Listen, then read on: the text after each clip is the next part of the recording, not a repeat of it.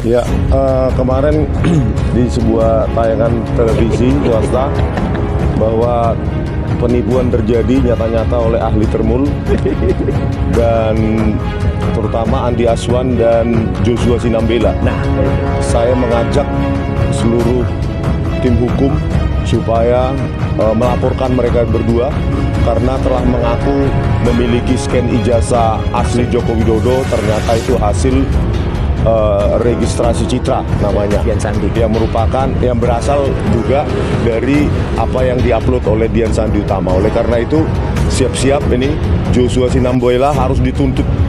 Dialah yang seharusnya kena, dan Andi Aswan itu mereka lah yang seharusnya kena Undang-Undang ITE 32 dan 35 ya, yang memanipulasi, mengedit, yang menyatakan bahwa itu ijazah asli dari Joko Widodo, gitu ya. Iya. Nah, ya, jadi kita akan laporkan itu.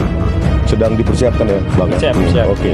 Baik, sekedar informasi bahwa kami sudah melakukan kajian hukum terkait dugaan tindak pidana mengedit atau memanipulasi data elektronik yang ada pada pasal 32 dan 35 Undang-Undang ITE yang semestinya memang bukan diterapkan pada klien kami, tapi dengan adanya program TV semalam ya, hari Selasa itu terbukti secara konkret dan disaksikan oleh seluruh rakyat, saksinya seluruh rakyat, bahwa dugaan memanipulasi data yang tidak identik seolah-olah otentik yang kemudian diberi penegasan ini ijazahnya asli Jokowi atau dengan penegasan ini scan ijazah asli Jokowi, maka keduanya ini yang terancam pidana 12 tahun penjara. Karena itu kita tunggu tanggal mainnya, mohon media terus mengawal ini ya. Itu saja ya. Bang Jagir. Cukup sementara, cukup dulu ya. Ada. Saya memutuskan untuk melaporkan Andi Aswan dan Irjen Lorenzius Irjen ke Polda Metro Jaya. Soal pasalnya apa nanti kita akan lihat kepada penyidik di dalam ya, kepada pihak SPKT di dalam untuk memberikan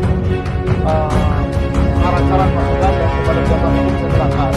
Tetapi yang paling parah itu Andi Aswan telah mengatakan bahwa saya wartawan palsu, pers saya itu palsu, yaitu kartu ini, mengatakan itu di TV nasional, yaitu di Garuda TV. Dan hari itu di sebelah saya selain Andi Aswan ada Pak Roy Suryo, sehingga saya ajak beliau hari ini untuk menjadi saksi bahwa Andi Aswan benar-benar mengatakan itu ya di Garuda TV. Dan nanti saya juga akan meminta pihak Garuda TV sebagai penanggung jawab acara, kalau perlu pemretnya Ibu Eli Husin untuk juga ikut berbicara sebagai saksi bahwa hal itu terjadi di bawah pengawasan beliau di acara yang di stasiun TV dipimpin beliau.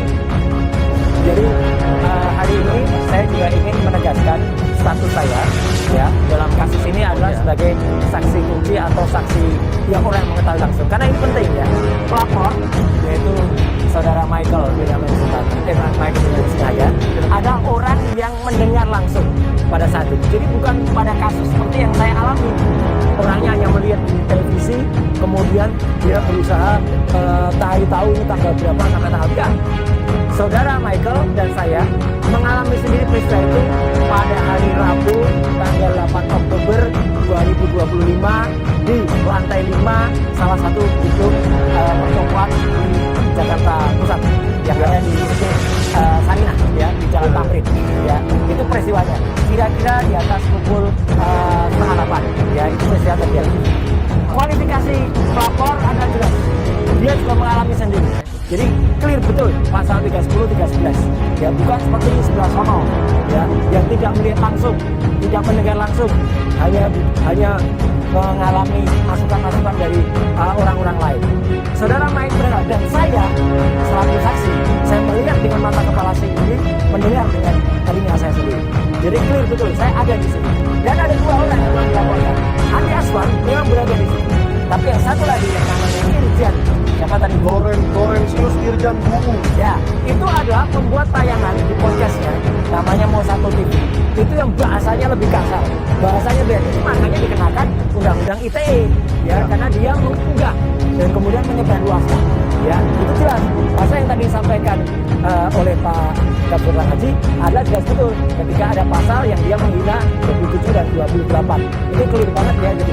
Kalau yang 13 saya mendengar langsung saya bisa menjadi saksi. Dan nanti kalau untuk menilai tayangan yang ITE itu, tayangan podcast itu, nanti pasti ada ahli ITE, ada ahli bahasa dan lain sebagainya. Jadi jelas betul bahwa apa yang mereka lakukan itu sungguh-sungguh sebuah hal yang masuk pada pasal-pasal di dalam kitab undang-undang hukum pidana kita dan juga masuk di dalam undang-undang informasi dan transaksi elektronik. Saya support betul Mas Michael menyampaikan sengaja dan juga teman-teman lawyer yang membersamai.